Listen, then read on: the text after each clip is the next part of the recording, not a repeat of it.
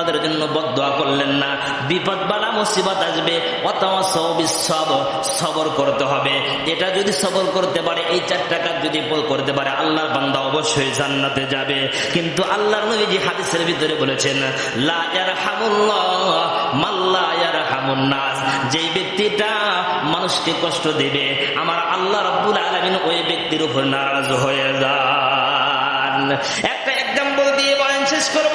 আমার ভাইরা, আমার বন্ধুরে, আল্লাহর নবীজির সহধর্মিনী আম্মা জান আয়েশা সিদ্দিকা রাদিয়াল্লাহু তাআলা আনহা আল্লাহর নবীজির কাছে বসা। এবার নবীজি ডাক দেয়া কয়, আয়েশা রে, তুমি তো আমার কাছে কোনোদিন কিচ্ছু চাইলা না, আজকে তুমি যা চাইবা আমি পয়গম্বর কথা দিলাম তোমাকে তাই দেব। আল্লাহর নবীজি যখন এমন কথা বলেছেন, আম্মা জান আয়েশা সিদ্দিকা রাদিয়াল্লাহু তাআলা আনহা ছোট মানুষ, বুঝতে পারে না নবীজি তো দেবেন, ছোট্ট কিছু দিবেন না, অবশ্যই বড় কিছু দিবেন। এই চিন্তা করে নবীকে ডাক দেয়া বলে, নবী গো, আপনি যদি একটু অনুমতি দেন, আমি ছোট্ট মানুষ বুঝতে পারি না, আমার আব্বাজানের সাথে একটু পরামর্শ করতে চাই। বলে নবী বলে, যাও যাও, তোমার আব্বাজানের সাথে পরামর্শ করো। এবার আবু বকরের কাছে যাওয়ার পরে আম্মাজান ডাক দেয়া বলে, ও বাবা জানা, আমাকে নবী একটা জিনিস দিতে চাই, কিন্তু কি জিনিস দেব, কি চাইবো আমি বুঝতে পারলাম না। ও আব্বাজান, আপনি একটু আমাকে পরামর্শ দেন, আপনি একটু পরামর্শ দেন। এই কথাটা বলার পরে পরে আবু বকর সিদ্দিক রাদিয়াল্লাহু তাআলা আনহু ডাক দিয়ে বললেন, হে আমার মেয়ে, শোনো, তোমাকে অবশ্যই আমি পরামর্শ দিতে পারি, কিন্তু একটা শর্ত হলো, যখন তোমাকে নবী কিছু দিবে, দুনিয়ার অন্য কাউকে তুমি কিছু বলতে পারবা না, সবার আগে তুমি আমার কাছে হাজির হয়ে ওই কথাটা বলবা। আয়েশা ডাক দিয়ে কয়, বাবা গো, চিন্তার কোনো কারণ নাই, টেনশনের কোনো কারণ নাই, আপনি একটু আমাকে বুদ্ধি দেন, অবশ্যই অবশ্যই আমি কাউকে না বলিয়া আপনার কাছে সর্বপ্রথম কথাটা বলবো। যখন এই কথাটা বললেন, আবু বকর ডাক দিয়ে বলে, মা শোনো শোনো, আল্লাহর নবীজি যখন মেরাজে গিয়েছিলেন, 27টি বছর আল্লাহ তাআলার সাথে প্রেম করেছেন। আল্লাহ তাআলা তাকে অনেক কথাই বলেছেন সেই জায়গার ভিতরে, কিন্তু এমন কোন কথা এখনো পর্যন্ত দুনিয়ার কোনো মানুষকে জানাই নাই। যদি এমন কোনো কথা থাকে, অবশ্যই নবীকে বলবা, নবী গো, আপনি একটু আমাকে বলে দেন। এই কথা বলার পরে আম্মা জান আয়েশা সিদ্দিকা রাদিয়াল্লাহু তাআলা আনহা নবীর কাছে যাওয়ার পরে বললেন, নবী গো, আপনার কাছে এতটুকু শুধু বলতে চাই, আল্লাহ তাআলার কাছে যখন আপনি মিরাজ করতে গিয়েছিলেন, ওই জায়গার ভিতরে অনেক কথাই আল্লাহর সঙ্গে হয়েছে, কিন্তু নবীজি এমন কি কোনো কথা আছে এখনো দুনিয়ার জমিনের কাউকে আপনি বলেন নাই গো নবীজি? এমন যদি কোনো কথা থাকে আমি আয়েশাকে বলে দেন গো নবীজি। এই কথা বলার সঙ্গে সঙ্গে আল্লাহর নবীজি ডাক দিয়ে বলে, আয়েশা শোনো শোনো শোনো, আমি তোমাকে একটা কথা বলতে চাই, যে কথাটা এখনো পর্যন্ত দুনিয়ার কাউকে বলেন নাই গো আয়েশা। ডাক দেয়া বলে, নবী গো, কি কথা, একটু বলেন বলেন, জলদি করে বলেন।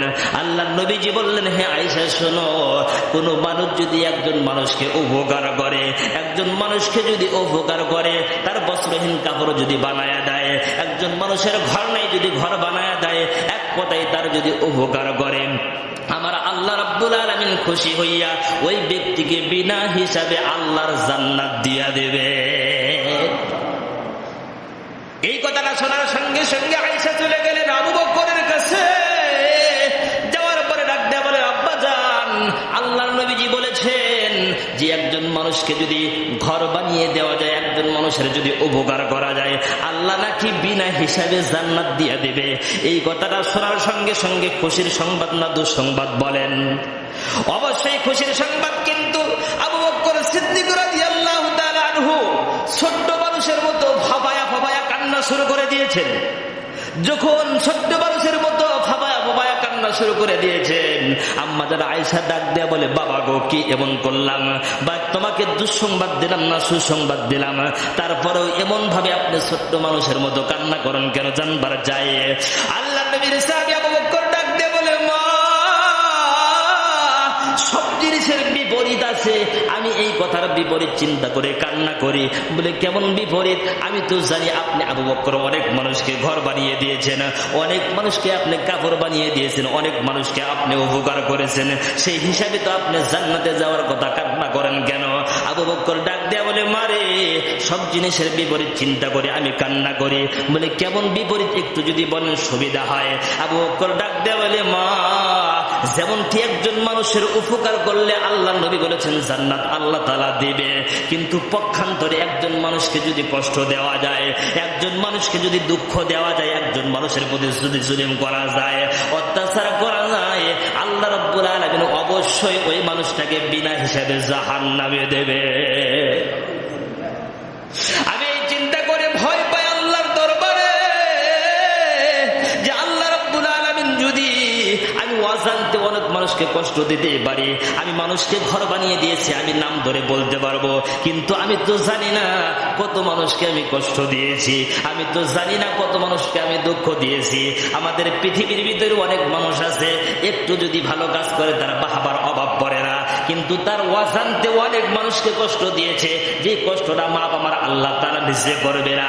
এই জন্য আবু বকর ডাক দেয়া বলে, ইয়া লাইতানি কুনতু তুরাবা আল্লাহ, আমি যদি মাটি হয়ে যাইতাম, মাটির যেমন কোনো হিসাব দেওয়া লাগবে না আল্লাহর দরবারে, আমি যদি মাটি হয়ে যাইতাম আমি আবু বকরের কোনো চিন্তা থাকতো না, কিন্তু আমি তো মানুষ কাল কিয়ামত, কিন্তু আমি আবু বকরের তো হিসাব ছাড়া কোনো বুদ্ধি নাই।